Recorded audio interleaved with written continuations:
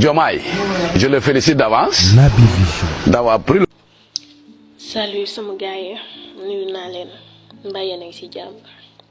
gis naa nag waa ñàkk jàmm mu profito ci affaire bi ni gars yi di wax waa MFDC la je pense di wax quand je peux vous dire quelque chose ma définir leen le mot rebelle bu ngeen demee ci dictionnaire di ngeen ko fekk rebelle mooy ki nga xam ne dafay xeex ak yelleefu doomu aadama foofu la rebelle jóge nekku nekk rebelle mooy ñi nekk ci àll bi di futur la bordel jàpp àll bi yépp àll Casamance bi yépp miini ko ku dëgg nga am problème kenn mënul liggéeyati ci àll Casamance yi à cause de kon ñii duñ ay rebelle ñii mafia boo xamante ne la ay bandi lañ yéen a ngi dégg ay wuyu lañu yéen a ngi dégg vous imaginez depuis 1960 ñi ñu ngi xeex Naby Vision loo xamante ne ni dañ ñoom indépendance lañ bëgg ñi Casamance minoritaire lañ fi minoritaire ñoo ci gën a ndaw te la plupart ce sont ay paa yoo xamante ne ay paa yu xubidaas lañ ay paa yu def gis ngeen seen mafia boobu gis leen fa benn jeune yéen a ngi dégg le problème maa nekk mooy seen problème gis nga affaire corruption bii ni Diomaye laal ne dañuy xeex corruption te dinañ ci def suñu képp laaj kattan pour xeex corruption mu jóge fi yéen a ngi may déglu bu baax te na ngeen déglu sama vidéo bi ba fin s'il vous plaît affaire corruption jóge fi jamonoy Ablaye Wade yëngaluñ fi woon luñ leen def alaat luñ leen def bokkalu leen ñu noppi ñu arrêté jamonoy Macky Sall yëngaluñ leen fi ñu dem militaire yi attaqué leen ñu daw ñu commencé di yëngal yu metti léegi seetlu ngeen benn affaire bi Diomaye gagné ba léegi ñoom ñëpp kenn génnut remercier ko kenn génnut Naby félicité ko Vision dañoo bàyyi au départ de Macky Sall bi mu départ ñu teg ci 2 jours lay génn commencé di wax di offenser président bi yéen a ngi déglu bu baax kon seetlu ngeen benn mbir le problème n'est que sama xalaat lay joxe nag na leer que ça soit clair le problème n'est que damay ragal ni que français yi nekk ci ginnaaw li France moo nekk derrière ça parce que moo leen di ruux je pense ci sama xalaat bu gàtt parce que y a des choses yoo xamante ne depuis 1960 ba léegi ngay xeex loo xamante ne mënoo koo am ñu retourné nit ñuy wax affaire xeex corruption kon ñoom dañ leen yàgg corrompre ñuy noppi nañ waxante dëgg kon ñoom état bi daf leen a yàgg corrompre ñuy bàyyi ñuy noppi parce que bu ñu yëngalee da ngay dégg benn ins ñu yëngal da nga toog benn ins ñu noppi kon mooy paa yooyu nga xam ne duñu nangoo xëy duñu nangoo liggéey duñu nangoo kontu nekk ci àll bi yor seeni arme boobu fan lañ ko jëlee loolu lay sama question bu nekk drapeau bi waxuma ne drapeau Guinée Bissau la de mais drapeau bi nduroon nag drapeau Guinée Bissau bu trop mais lu ne ci ginnaaw drapeau bi war nañ ko découvrir te ñoom ñi génn di wax ndax da ngeen fa gis benn jeune soo fa gisee benn jeune boobu ci ay 40 ans lay toll je pense que loolu kooku du jeune de 3 depuis 1960 nga xeex benn mbir ba léegi mënoo koo am tey jii nii ay je pense que waat temps bu fi waat toogee woon waat daf leen a neexaloon ñu noppi yow buñ la yëkkatee manet jox la ko rek nga noppi kon France xam nañ ne Naby Vision ils vont perdre le Sénégal ci ay ressources yoo xam ne doo doon dem ci ñoom ils vont perdre le Sénégal moo tax ñuy ruux rebelle yi pour ñuy yëngal vous avez compris parce que français yi xam nañ ne comme te Diomaye ak Sonko xas nañ ba toog dinañ fexe ba noo xamante ne dinañ jéem a diviser le Sénégal te mënuñu ko 1960 ba léegi ñii di xeex loo xamante ne mënuñ koo xeex Casamance ci Sénégal la bokk mënuñ ko diviser te pas yooyu noonu minoritaire lañ fa bëriwuñu fa yéen a ngi dégg bu baax léegi France xam nañ ne ils vont perdre le Sénégal moo tax ñu jéem a ruux rébellion pour ñu yëngal rébellion yooyu bëriwuñ fa minoritaire lañ fa te Diomaye li mu wax leer na képp ki nga xamante dafa bokk ci mafia boo xamante ne lu salte la wala nga xool kii nekk ne sàcc la wala nga xool ni kii nekk ne dafa yor alal réew mi di ko lubal na ngeen ko dénoncé ngeen la waaye ñi nekk Casamance laay waxal bu ngeen dëkkee koo xam te xam ngeen ne ci mafia bi la bokk dem leen ngeen dénoncé ko dénonciation bu civilisé bu ngeen ci amee preuve bu leer nañ noonu la ñu mën a def ba daanal leen ñoom ñëpp ñu kepp leen ñoom ñëpp dëgg la nag neexu ñoo xeexal parce que dañoo mystique mais fii yàlla buur bi dong moo fi nekk yàlla buur bi kese moo fi nekk yéen a ngi dégg naa nekk waa ñàkk jàmm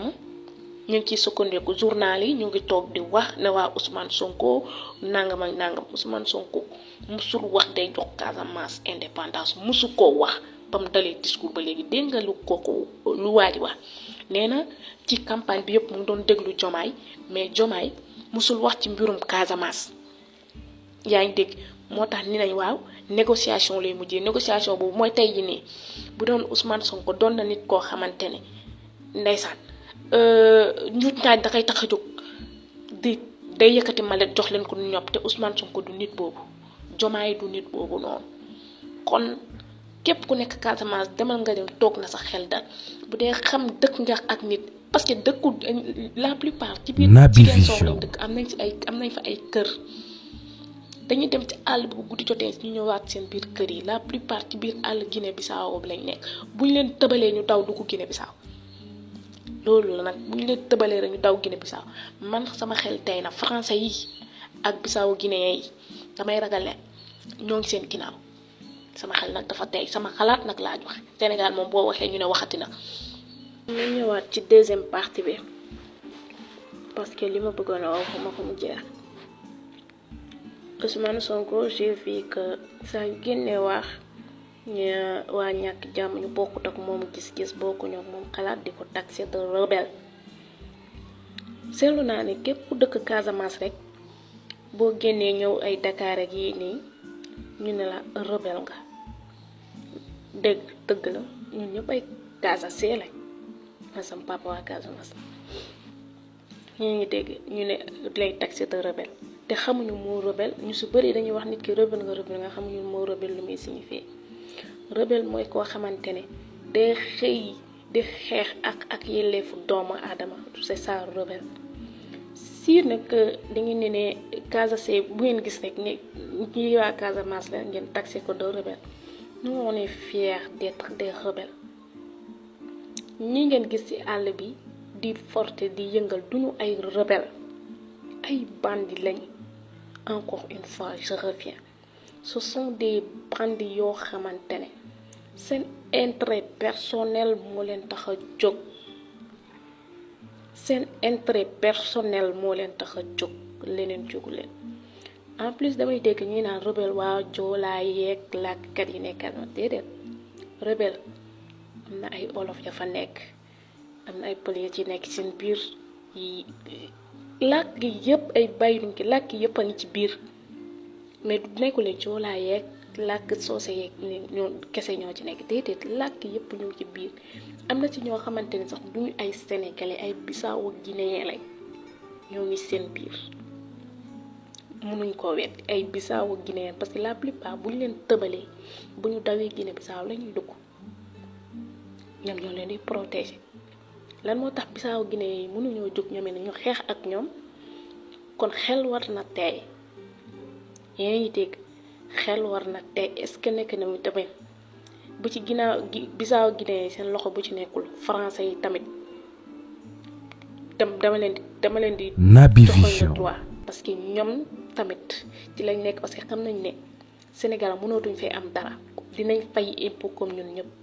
baa ñu perdre Sénégal seen bépp entreprise bu ñu fi def dinañ ci fay impôt képp ku fi nekk yor fi entreprise boo xam ne français yee ko moom di nga fay impôt yaa ngi dégg moo tax à chaque fois rek bu ñu génnee ne Sonko rebelle la Casamance yi ay rebelle lañ nous les Casamançais on est fiers d'être des rebelles parce que dañuy xeex ak yelleefu doomu aadama Sénégal nag pour vous dire benn bopp la kenn mënu koo xar ñaar Sénégal pour vous dire benn bopp la kenn mënu koo xar ñaar. On est tous des Sénégalais et des Sénégalaises. On est fiers de l'être. bu dee ñoom nag paayu xubidaas yooyu nekk ci àll bi di wut lu ñu am di xooslu ci loo xamante ne ci ay njuuj njaaj la nous on s'en fout de suñ yoon nekku ci parce que tey jii nii ñoom seen intérêt personnel la ñuy xeex de seen intérêt personnel la ñuy ci xeex mën naa leen jox benn exemple da ngay seetlu loo xamante ne tey jii nii ñoom ñu ngi Casamance ñoo ngi fa dëkk tey jii ñoom tey jii nii exemple laa ne boo leen joxoon seen indépendance ñoom ñëpp ay rayante parce que dañu ne kii mooy nguuru kii du nguuru kii mooy nguuru kii du nguuru loolu moo leen ñor parce que seen intérêt personnel moo leen ñor xeexuñ ak yelleefu doomu aadama ñii duñ ay rebelle encore une fois nu dugg seen bopp yi duñ ay rebelle ce sont des mafia boo xam ne ay affaire banditisme moo leen neex yéen a ngi dégg Yaya Jammeh takkaloon nañ ko fi nekk moom moo doon jox rebelle ay armes leeru ma nag Yaya Jammeh takkaloon nañ ko fi ne moom moo doon jox rebelle ay armes léegi man damay poser benn question arme yooyu noonu bandi yooyu yor ci biir Casamance fan lañ ko jëlee te bu ma déggati kenn di leen wax rebelle duñ ay rebelle ay mafia wuy bandi lañ rebelle mooy kuy xeex ak yelleefu doomu aadama te ñun bu deen Casamance yi chaque jour dañuy taxe de rebelle on est fier de l'être parce que dañuy xeex ak yelleefu doomu aadama que ça soit clair na ñëw ok na dugg ci bopp ñëpp na ko ñëpp xam rebelle du nekkul ñi nekk ci àll bi di futur le bordel mii ne àll Casamance bi kenn mënul liggéey kenn mënul xëy kenn mënul kont ku génn ñu teg la fetal ku génn doomu Casamance yëpp di dee ñii ay paale gisoo leen fa benn jeune que ça soit clair na dugg seen bopp bi gisoo leen fa benn jeune ay paa yu xubidaas lañ kon seen intérêt personnel la ñuy xeex nekkul intérêt Casamance moo leen tax a jóg encore une fois nekkul intérêt Casamance moo leen tax a jóg seen intérêt personnel la ñuy xeex que ça soit clair na leer ci bopp bi ñëpp